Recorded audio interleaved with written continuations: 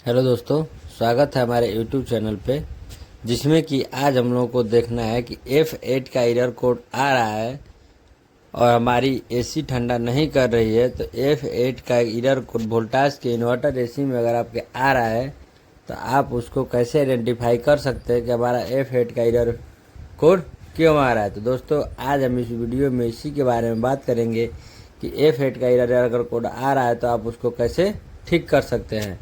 तो अगर दोस्तों आप हमारे चैनल पर फर्स्ट टाइम विजिट कर रहे हैं तो कृपया हमारे चैनल को सब्सक्राइब करें, वीडियो को लाइक करें और बेल वाली घंटी को ज़रूर से ज़रूर प्रेस करें ताकि हमारी आने वाली तमाम वीडियो आपको फर्स्ट नोटिफिकेशन में ही मिल सके।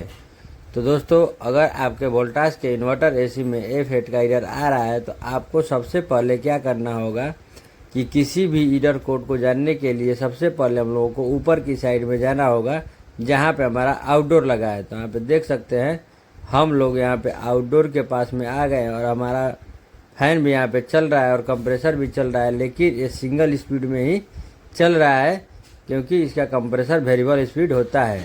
तो यहाँ पे देख सकते हैं हमने जैसे ही आउटडोर खोला यहाँ पे सारा का सारा एरर कोड आ गया और इसी में हम लोगों को चेक करना है कि हमारा F8 का एरर कहाँ पे लिखा हुआ है। तो यहाँ पे देख सकते हैं यहाँ पे F8 का एरर लिखा हुआ है, यहाँ पे F8 का एरर लिखा हुआ है और लिखा हुआ है कि outdoor ambient temperature sensor fault. मतलब दोस्तों कि हमारा आउटडोर में जो एम्बिएंट टेम्परेचर सेंसर ये होता है कि जो हमारे सेंसर जो पीछे की साइड में सेंसर लगा होता है, एम्बिएंट टेम्परेचर सेंसर जो होता है जो पीछे की साइड में लगा होता है, हम आपको दिखा देते हैं, वो हमारे बाहरी वातावरण को और बाहरी टेम्परेचर को सेंस करके कंप्रेसर को हमारे स्पीड देता है। क्योंकि दोस्तों अगर एम्बिएंट सेंसर न रहे तो F8 का एरर कोड लिखेगा। तो इस एसी में वही सेंसर ख़राब हुआ है। तो यहाँ पे देख सकते हैं यहाँ पे पीछे की साइड में यहाँ पे सेंसर लगाया हुआ है और लग रहा है कि सेंसर कटा हुआ है। यहाँ पे देख सकते हैं ये सेंसर यहाँ से कट चुका है, किसी चूहे की वजह से या फिर किसी चीज़ की वजह से सेंसर कट चुका है। और सेंसर यहाँ पे देख सकते हैं जो पीला वाला जैक है, इसी पीले वाले जैक में हमारा सेंसर लगा हुआ है। तो दोस्तों हम बता दें कि एम्बिएंट सेंसर का काम होता है कि बाहरी टेम्परेचर यानी मतलब जो भी हमारी बाहरी वातावरण में टेम्परेचर 30 डिग्री 40 डिग्री 45 डिग्री है उसको सेंस करके और उसको कंप्रेसर को ओवर हीट होने से और कंप्रेसर को रनिंग करने में मदद करता है। क्योंकि दोस्तों अगर ये न रहे तो F8 का एरर कोड लिखेगा।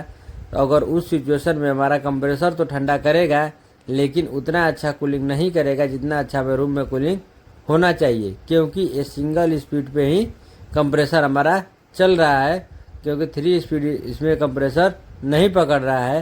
तो अब दोस्तों इस सेंसर को हम लोगों को यहाँ से निकाल करके इसको नया सेंसर लाके चेंज कर लेना है।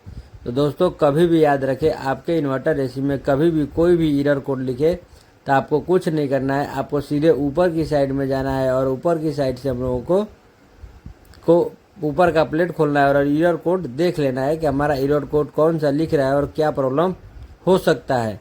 तो यहाँ पे देख सकते हैं जब हमने इस सेंसर को निकाला और काटा, थोड़ा सा देखे कि यहाँ पे चूहा ने सेंसर को किसी प्रकार से काट दिया है। तो अब हम लोगों को इस सेंसर को यहाँ से ले चल के अब दूसरा सेंसर नया सेंसर ला के इसमें लगा देना है और यहीं पे उसको सेट करना है। और दूसरा सेंसर लगाने के बाद में फिर से देखना है कि हमारा F8 का जो एरर कोड है वो सोल्व होता है कि नहीं होता है, क्योंकि F8 का एरर एम्बिएंट सेंसर का ही होता है। तो यहाँ पे देख सकते हैं हमने एक दिन के बाद यहाँ पे दूसरा सेंसर ला लिए हैं मार्केट से। यहाँ पे एक दिन के बाद में यहाँ से दूसरा सेंसर ला लिए हैं। अब फिर से इस आउटडोर को खोल करके हम लोगों को इस सेंसर को लगा के चेक करना है कि हमारा F8 का एरर कोड हटा है कि नहीं हटा है। तो चलिए यहाँ से हम लोगों को इसको ऊपर का कवर निकाल लेते हैं। यहाँ पे देख सकते हैं ऊपर का कवर निकाल लिए हैं और यहाँ पे जो ये जैक है इस वाले में हम लोगों को इस तरह से जैक को लगा देना है। ज़्यादातर कोशिश करें दोस्तों कि इस सेंसर में कभी भी वायर की ज्वाइंटिंग न करें। अगर वायर आप यहाँ पे ज्वाइंट करते हैं तो इसमें मतलब कि कुछ दिन के बाद फिर से आपका F8 का एरर कोड लिख देगा। हो सकता है कि आप इसको नया ही ला करके चेंज करें। तो यहाँ पर देख सकते हैं मैं नया ला करके इसको जिस प्रकार से अच्छे तरीके से लगा था आप उसी प्रकार से इसको अच्छे तरीके से लगा देंगे।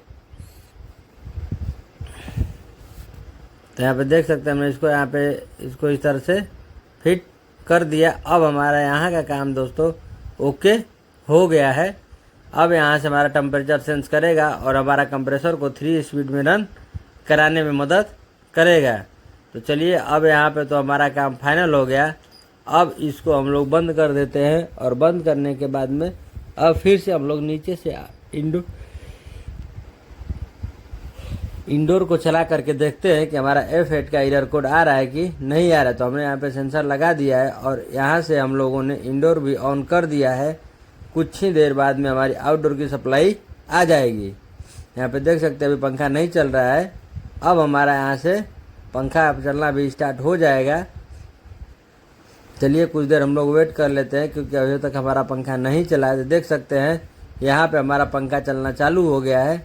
अब हम लोगों को यहाँ पे पूरे फाइनल करके अब इसके नीचे की साइड में चलना है और वहाँ पे देखना है कि हमारा F8 का एरर कोड आ रहा है कि नहीं आ रहा है, क्योंकि जब भी आउटडोर पे सप्लाई आता था F8 का एरर कोड लिख देता था। तो यहाँ पे देख सकते हैं यहाँ पे आउटडोर हमारा चल चुका है, अभी तक से हमारा F8 का एरर कोड नहीं आया है। तो दोस्तों आज के हमने इस वीडियो में आपको बताया कि अगर आपके AC में F8 का एरर कोड आ रहा है तो आप उसको कैसे सॉल्व करें।